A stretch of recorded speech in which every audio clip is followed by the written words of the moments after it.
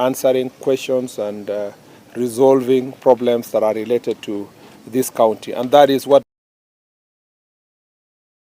keep asking themselves, what is it all about Jukwaa? It's just us continuing our ordinary job that we would ordinarily be having people queuing in my office in Nairobi wanting to see me to discuss issues that are affecting their community and their constituencies, their counties.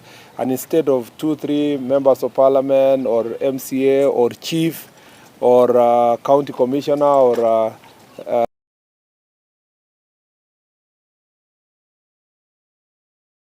at least once in a year, we visit them in the county and listen to their issues directly.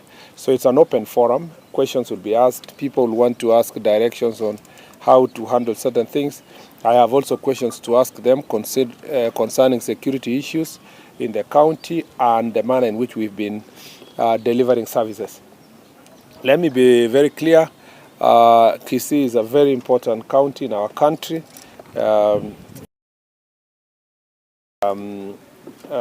A major contributor to our economy on farming, on matters business. This town and many other towns within Kisii area is a very important business corridor powered by the highway that is linking us to Mombasa and Tanzania, and through Isibania. So we want to say that this town is extremely important. The linkages we have here business-wise and also in terms of economy, in terms of agriculture, among others, also come with its own challenges because of population issues. You know that Kisii is one of the counties which should be the role model for purpose of housing project.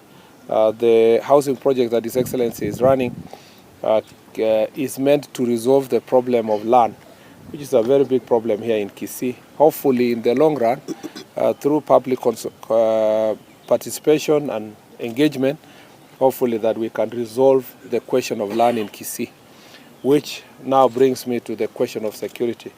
Part of the insecurity challenges in Kisii is related to land pressure. You report many cases here of murder. There are very many cases of murder in this county. You also report cases of killing of older persons in the name of, or they are engaged in witchcraft. The reality is that it is not about witchcraft. Witchcraft is the excuse. The real truth is that younger people are eliminating their elders so that they can quickly inherit land because of the pressure of land. So land is a big contributing factor insofar as murder is concerned here, and all these killings that are done in the name of witchcraft are at the end of the day related to land issues. This is a conversation we must continue having with the lands ministry to see how best succession can be expedited.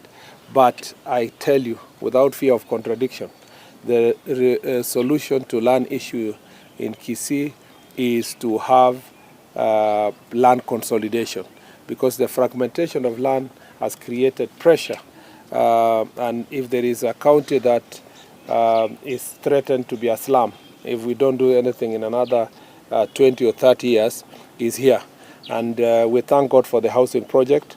We need to support this county heavily to make sure that housing project can progress. That's why in our ministry we are working together to relocate our prisons, which is in town, so that a major housing project can be done there and becomes a model to show the residents of this county what the future should look like, and to encourage people to live together and then allow the rest of the land, like it happens in many parts of the world, especially in Europe and other places which are highly populated. They are only able to feed themselves because they have done land consolidation. We also want to encourage as many people as possible to avoid, to embrace burials in public cemeteries that are designated, and that should be the future. Otherwise, the pressure that is in land is, sometimes even people are unable to bury their loved ones, and it creates pressure and fights and killings among citizens. So that is one. Number two, we have a problem in this county also of, I don't know how to put it properly, but it is misuse of border sector. There is a great fear in this county that some of the border operators are being hijacked for criminal purposes in the name of political support. And it is on both sides of the political divide. And it has led to very ugly incidences here. Some of the persons who used to operate under the proscribed groups in this county have gone and hidden themselves in border. The danger is what we saw on 1st of September, where there was a very ugly scene in this town. We want the border sector to be regulated independent of political interference.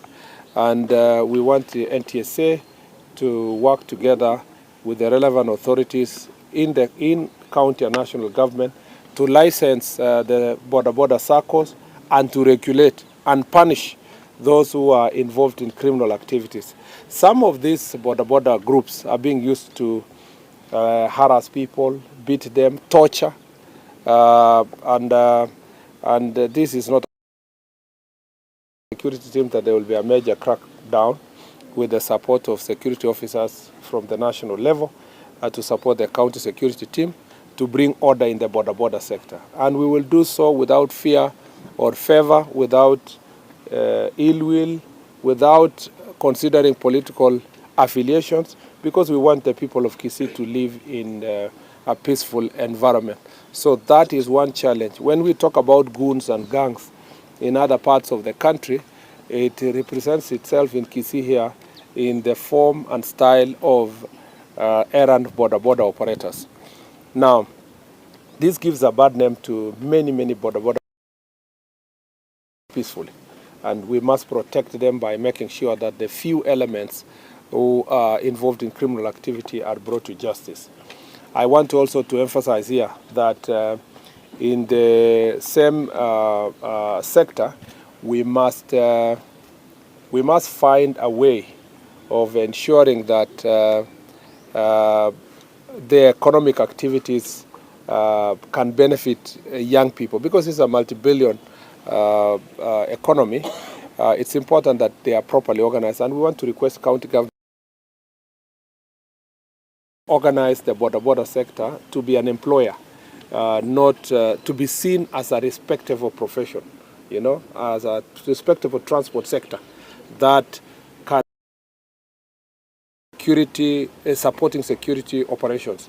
In some counties, and I'm very impressed in some of these counties, it's actually the border chair sits once in a while in the county security team. And the county security team benefits immensely from the intelligence that is collected from the border sector. There is no reason why it should not be the same in Kisii, where a properly organized border sector, where their leadership is consulted and they work together with the county security team so that they can foster good security in this area. We want to also, the third issue that is of great concern here is defilement. This is a problem across, it's heavy on the western side, where we had passed Jukwaa La Usalama the other week.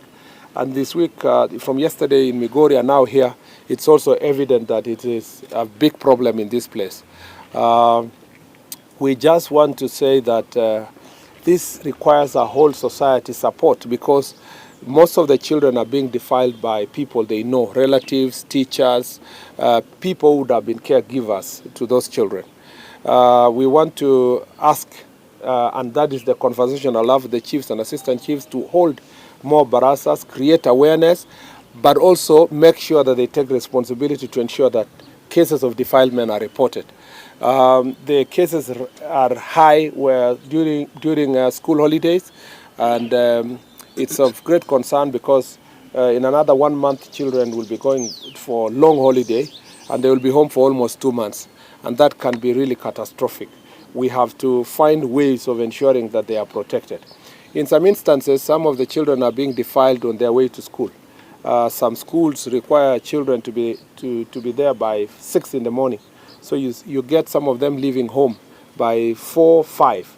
That is really unacceptable. It is against the school, the rules that are governing education, and we want to ensure that all the schools should support our efforts to make sure that children are operating in safe environment. We want also to ensure that children are protected from labor, forced labor at night, day, that leads to exposure to this environment. Again, I go back to our border operators. We rely on you because you are all over to protect these children. And we don't want cases where transporting also children back to and from school, some of the operators take advantage of these children and engage in acts of defilement. As such, we want to appreciate that the courts have taken this matter seriously. We have, in the last, I think, I'm told 9 months, we have about 157 suspects who are now in court, and most of them are in remand. This is impressive, and we need to continue. We need also the county government to establish a rescue center. We know that we had a vast discussion with the county women MP. She's doing something about that. And we need to support this sector. And county government needs to have as many rescue centers as possible to protect our children. I think those are basically the main, DIG, those are main things, yeah? Yeah. And so the small issue of border conflict and stock theft, I think it's contained. The last time we had Baraza in Borabu, there at the border between Kisii and Narok, I think we've made very good progress, and I want to thank the security team. I want to thank the team. I want to thank county and regional security team for continuing with Barazas to make sure that this is dealt with. Last, which I almost forgot, is the question of drugs and proliferation of illicit alcohol. This is also a very serious problem in this county. We have been briefed accordingly. There are few notorious drug traffickers here, and we have a plan. You will be reading in the news. Okay, you will be reporting in the news. We have a plan to deal with them. Particularly, there is a particular notorious gentleman here who is, I don't think the right word is a gentleman, it's a man. There is a notorious guy who operates from Migori to this town, to Malindi, and he has a particular network we have established, working with some lady and so forth. I don't want to divulge more information. We will be taking greater action. In the past, the courts have been very lenient to them, so we will have to devise more ways of making sure that drugs, dealing in drugs, selling drugs, drug trafficking is a transnational crime, and their connection from Tanzania all the way to other parts of the world.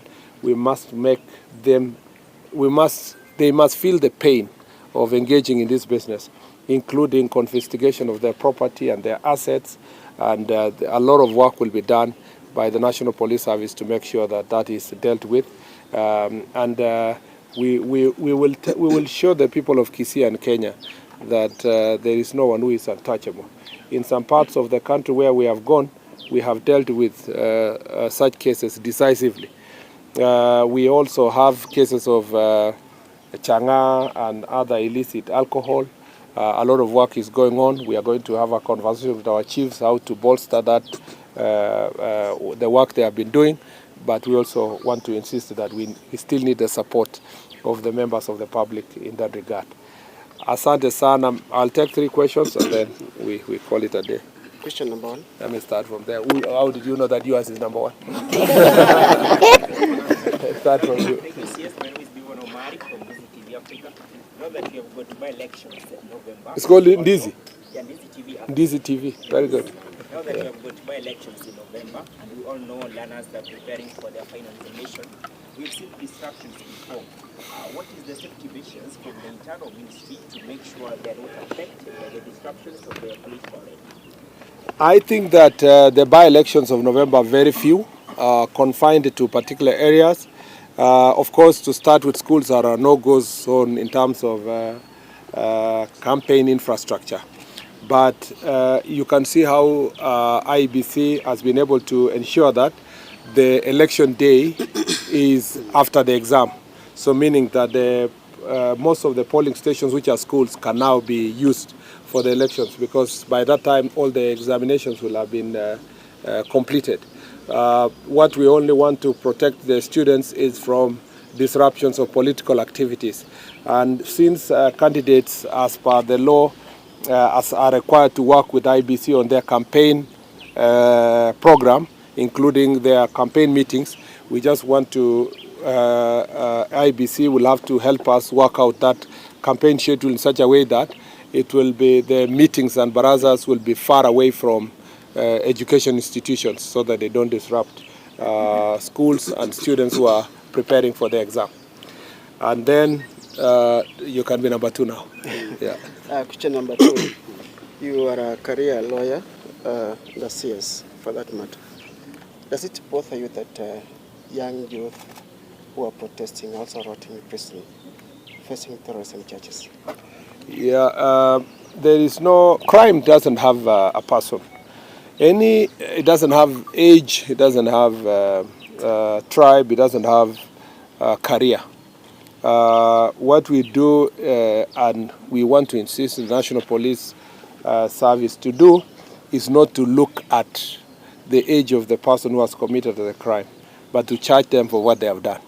So any person who was involved in burning police stations, burning government institutions, burning people's businesses, and so forth, will be charged for terror, because that is what the law states, and we will make sure that the prosecution takes as serious as possible, and we hope that we can get a number of convictions for terrorism to be an example to all those who are messing up with protests and as defined in Article 37 of the Constitution, is supposed to be peaceful, is supposed to be passing a particular message.